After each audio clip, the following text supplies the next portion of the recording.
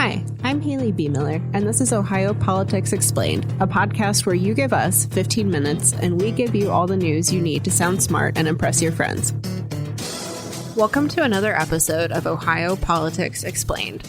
Today, we'll discuss Governor Mike DeWine's budget vetoes, a lawsuit over Browns stadium money, what the big, beautiful bill means for Ohio, and how LGBTQ advocates are trying to change the state constitution. Back in the studio today is Laura Bischoff. Hello, hello. Hello. So our first topic is Ohio's two-year budget, specifically what DeWine didn't like. DeWine vetoed a record 67 items when the budget hit his desk. He scrapped some culture war policies, a plan to kick babies off Medicaid, and educational savings accounts for students at non-chartered religious schools. But the vetoes that really ruffled some feathers involved several property tax reforms. Yeah, there was probably 6 or 7 different things that the legislature did in order to give relief to property owners, particularly residential homeowners that are feeling the crush of rising appraisals and just the ever-increasing requests for levies, etc. So they're going to try and change how the 20 mil floor is calculated. They wanted to require school districts to give back cash if they were carrying over too much in year to year. The districts really oppose that because they feel like it kind of hamstrings them on their budget. But there were 3 items that the legislature is coming back to Columbus to take override votes on July 21st. Yeah, I think a lot of lawmakers made it pretty clear right off the bat that they were unhappy with DeWine's decisions on property taxes, especially, to your point, this is something that people have been frustrated about for a while. And I think especially as we head into a new tax year in 2026, the legislature really wants people to be able to see property tax relief, especially so they don't vote for a potential amendment to get rid of property taxes should that make the ballot. Right. I mean, that's looming there in the background. And, the governor said in his veto messages that he recognizes the need for, systemic property tax reform. And he called on, let's have another committee to take a look at this. And I don't know if that's going to convince the lawmakers. And you mentioned the veto overrides. Those are on deck for later this month. But the one thing they will not be doing, at least this month, is that carryover provision that you talked about. That was, I think, safe to say for the House, at least, kind of the hallmark of their property tax reform. So part of me is surprised that that's not on the list. But I also wonder if that's perhaps harder to get the votes for to override. I think the school districts just absolutely hate it. Like I said, they really kind of tie their hands when it comes to budgeting year to year. And so they're probably the lawmakers are getting a lot of pushback from school districts. Yeah, for sure. It'll be interesting to see what other vetoes they come back and override eventually. They have until December 2026 to deal with as much or as little of this as they want. But I think by coming back this month on property taxes, they're sending a message that this is something they think is quite important. Right. But you're right. Anything can pop up out of these 67 items between now and when lame duck rolls around in a year and a half. Our second topic is the Brown Stadium. The ink had barely dried on DeWine's signature when 2 former Democratic leaders sued over the plan to spend unclaimed funds on a new Brook Park stadium. Reminder, the budget gives $600 million to the team and allows the state to take control of the unclaimed funds after 10 years. Who are the players in this lawsuit and what's their argument here? So it's Jeff Crossman and Mark Dan, 2 Democrats, as you say. Jeff Crossman is a former state representative. He ran for attorney general unsuccessfully. And then Mark Dan was a state senator who ran successfully for Ohio attorney general about 20 years ago. And he and his administration suffered a number of missteps and scandals and investigations, and he ended up resigning under pressure from his own party. So Mark and Jeff are in the same law firm, and they've taken on a couple of kind of big issues that impact the state overall, and this being the latest of them. Yeah, I think they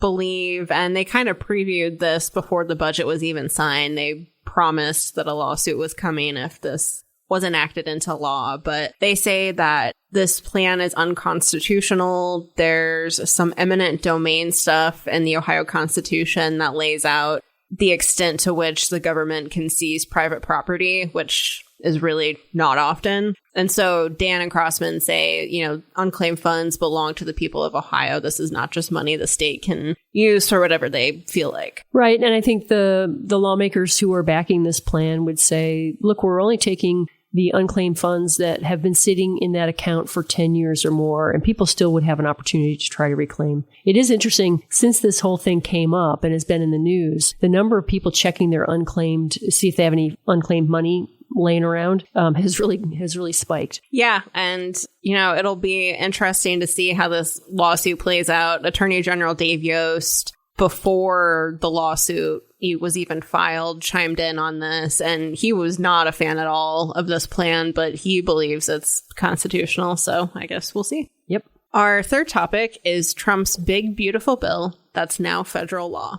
Trump signed legislation on July 4th that cut taxes, axed green energy incentives, and made massive changes to Medicaid. We're going to focus on Medicaid. This law did not trigger a big part of Ohio's budget, which will eliminate expansion coverage if the federal match dips below a certain point. But now Ohioans must prove they worked, volunteered, or attended school to get coverage. What else is changing for patients in this? They're going to have to requalify for Medicaid, I think, twice a year instead of once a year. So, the argument is that of opponents of this plan is that they're putting up more barriers, more hurdles for people to clear, and it's going to cause people to just not qualify or not bother anymore. It's interesting, I think, in your story, one estimate was that 62,000 Ohioans would fall off the qualification rolls, off the Medicaid rolls on this. And like another entity said, actually, it could be as high as